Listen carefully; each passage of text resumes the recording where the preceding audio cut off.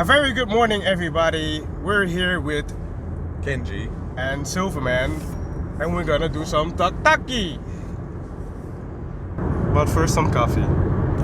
Oh yeah, baby, baby boo boo. Oh yeah. Yes, people. We need Kenji and Silverman cups, man. Ah, yeah. Another day on the road, going to the theater, which is basically our life in the next period of time.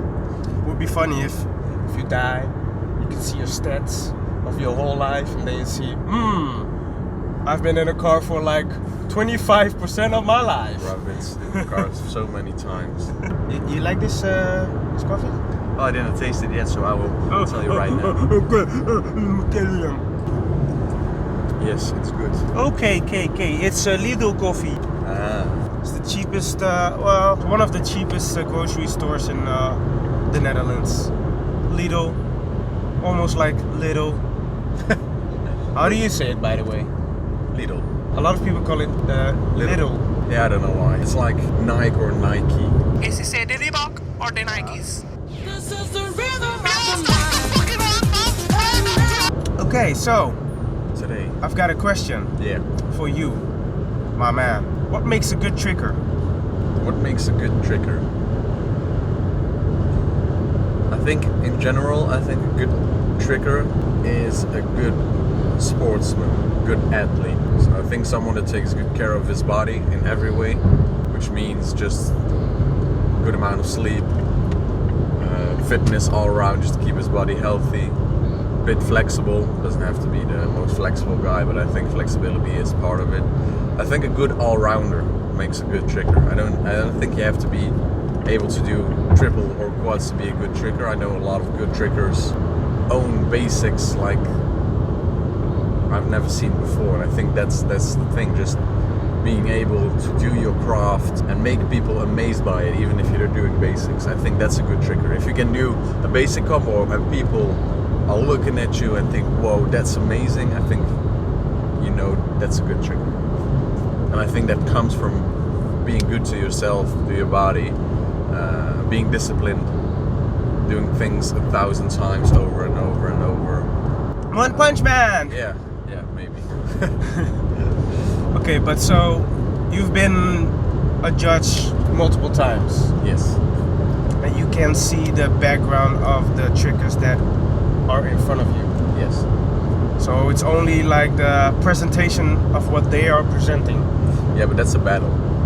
Okay, battle. So if we're talking about battles, that's a bit of a different subject, because a good tricker can be bad in battles, and vice versa. I think a not so good tricker can be very good in battles, just because presence is a part of it, your reaction ability is a part of it, attitude. To have a good battle, I think it's like a conversation between two people. You can have good statements, and you can have not as strong. It doesn't have to be bad, but it can be weaker than the opponents. So I think battle is different. So a good tricker can also be a bad battler. Bad battler, I think so, yeah. It's not always like that. I think most of the time a good tricker will be good in battles in some way. Doesn't have to win it. You don't have to. The loser is not a bad battler by definition. But I think that a good battler can differ from being a good tricker as well. Yeah. Let's say it like this. Sometimes I saw battles and it was not the best tricker that won. Yeah, okay. The battle is very situational. Depends on how you act on that moment, who's in front of you, your arsenal, and how you dominate the battle, the psychological part of the battle, everything. It's more complex. But yeah, that's what I think. What do you think? What is a good tricker? I agree on the points what you just told me, but for me, the important thing of being a good tricker is stepping out of the boundaries that what makes tricking. So if you can give tricking another style, then I'm like, wow, you've made it something different. let's say, for instance, Shosei. It's not necessarily another style though. Maybe that's a bad example. Yeah, but I understand he's creating new moves. He's creating new moves, so yeah, he's definitely making wow effects. Yeah. How many moves did he make like in last year? I don't know, 6? He did a few world's first with which I think are probably like new moves. Yeah. Yeah, they're not landed yet. And a few smaller things that people did not think of or try or succeeded to do before, I think. So yeah, I think it amounts above 5, yeah, something like that. And it's funny because like when you looked at, did Jacob Pinto make new moves when he was young? Not that I know of. Let's say if it wasn't, because I would have remembered it. Shosei, for his age, making new moves, that's a big thing. Yeah, but I think because he's so young as well, he's less limited by what he knows. Because the more you know, the more it limits the boundaries as well. Yes. So it's part of, I think that's what we lose the most when we grow up, is that creative part and thinking everything is possible and just going for that thing you have in your mind. If he thinks it's cool to do an aerial and just keep his legs tucked in and do 2 rounds, for him that's a thought and he just want to try it. When you grow older and you know already a lot of moves, you're not going to do that as fast because you haven't seen it before. That's the thing that's different for me now, for what I see from the younger generation of trickers. Back then, you didn't see new things from the younger generation. All the things that have been done, the newer generation, they can already do that. The younger generation in general is mostly eager of what already exists, but not eager what not exists, what is not existing. And that is what I see with Shosei and Zen.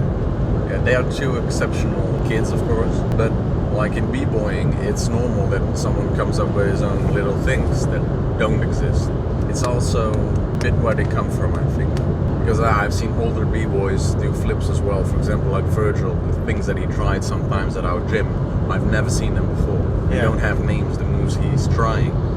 Even though he's older, Yeah. he still comes up, and that's just, I That's- think it depends. Yeah, that's just the thing of b-boying. Yeah. You have to look for new things. Yeah. If you don't do that, you're gonna look like the same guy as every fucking battle. Yeah. But the tricking is different. Still different. I don't know. I think the mindset is different, but essentially it's kind of the same, because let's skip the top rock and dancing part of b-boying. If All you get- those power moves Yeah. are still, they take time to learn. Yeah, but the difference is that even without the power moves, and that's the thing about why b-boying and freerunning differ so much from tricking, is because the basics that you can learn and that you can evolve from, that skill tree from the beginning is much larger than something like tricking. Because if you want to do something fun and you want to play around with tricking, you have to have a solid base of a few flips, a few kicks, and a few transitions that already take up most of the time a year, 2 years, or 3 years to master and then play around with. So the level to start off with, I think, is a bit higher with tricking than with the other urban sports. For example, to enjoy skateboarding, you can go on the board and you can go off ramps, and that's already fun and you can do it, you know. It's different than you having to do a backflip first to be able to do other tricks with the backflip. Tricking is something you have to step in high, except if you look for martial arts, of course. Karate is much more rudimentary and everyone can perform a kick at first, but then to do a 540, for example, takes a massive amount of time. Yeah. But that's the same thing with b-boying. You can learn to do a top rock very easily, but then to be creative with it or learn power moves, that's a whole other thing. Dancing has always been a thing of its own. Is it that's why you switched from b-boying to tricking? Because it's hard. It's hard to achieve, man. The reason I Those switched, are the kicker. I I think the reason I switched is just because I had an obsession with flips at first. The only thing I could think of was doing a backflip, learning new things to do with flips. I was obsessed with flips. Mm-hmm. I don't have another reason. I watched videos of the three amigos like obsessively with spacebar. Jamming spacebar. Shit, how is he positioning everything? I want to do it like this as well, but it was just as if I was meant to learn it. I don't know, there's no other reason. I didn't switch because tricking appealed to me. I switched because I wanted to do flips so badly that I had no time to practice b-boying anymore. I think that just happened. Yeah. So I have another question for you. If you could go back to the first time you would trick, what would you do differently? I would write stuff down. Well, in general, I should be more thoughtful about what I am doing, because yes, we always filmed our moves, and that was a good thing because I could see myself back. But I was always getting into a hype of someone else, and then was like, oh yeah.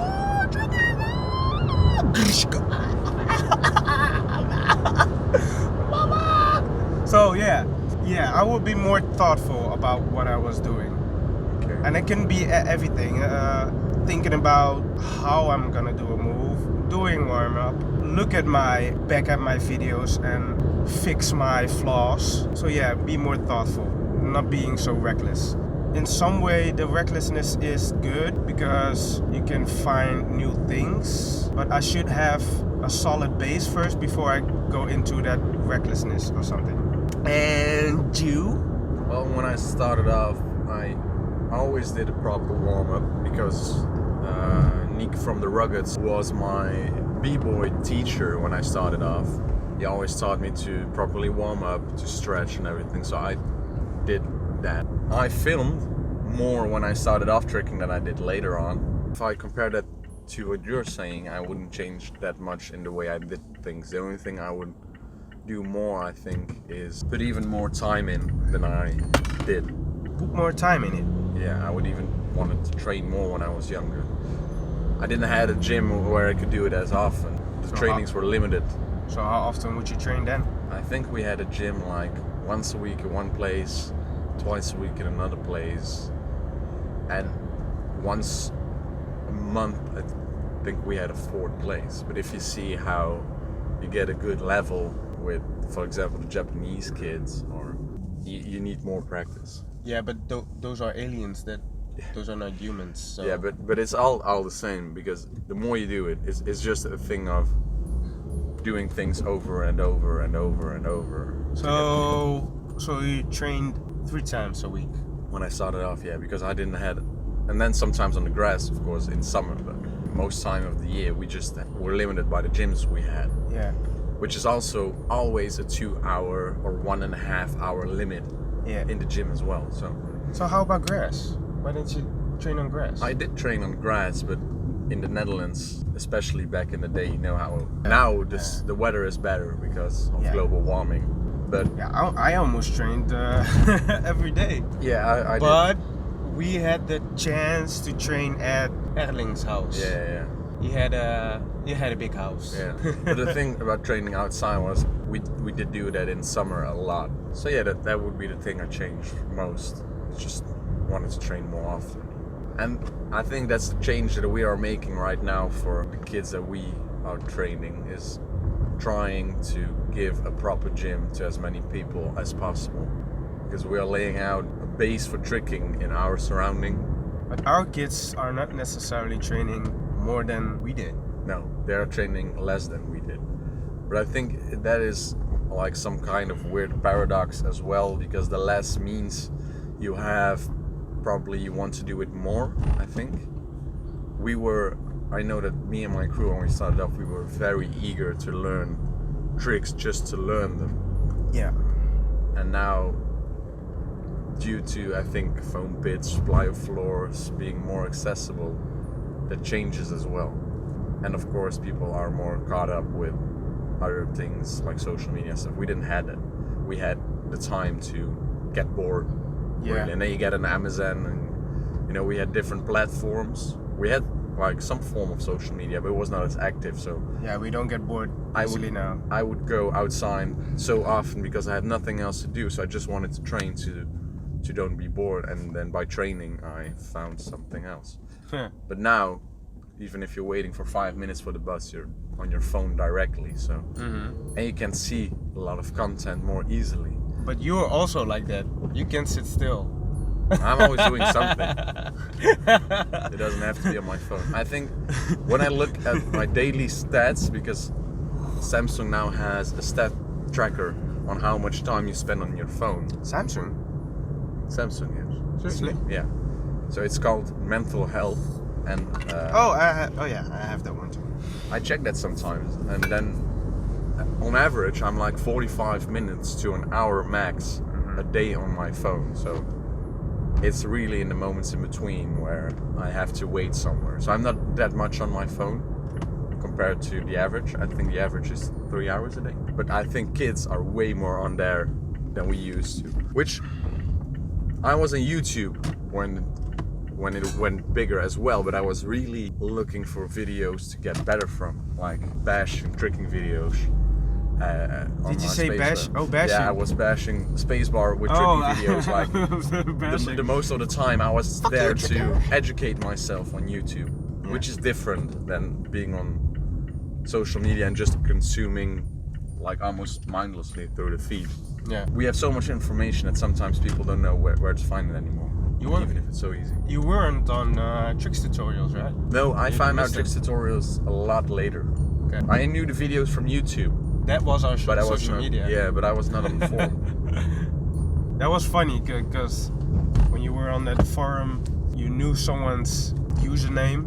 Then you met not necessarily the person, and then you met that person and you didn't know it was that person. Yeah. Oh, are you cat 001? Yeah, that's me. I really miss that though, and I think it has a little bit to do with the tricking community still feels small to me in a sense. Yeah, local Without communities are small. Yeah. The big tricking community, of course, like in America, is way bigger. But we still feel very isolated from the big communities. And there's a different struggle everywhere on the world, I think, concerning tricking as well. And German trickers are a dying species. I'm hearing less and less from the German trickers as well. We have to find out there's going to be a new mission. We always had a lot of German trickers at Shut Up and Trick. Yeah, most people were German. 40%. At least. Oh yeah, by the way, it's going to be a new gathering. I heard it's secret. Secret? Secret. Really? Secret gathering. When? I don't know. Was it 2021? Perhaps. Secret gathering. 2021. Still secret.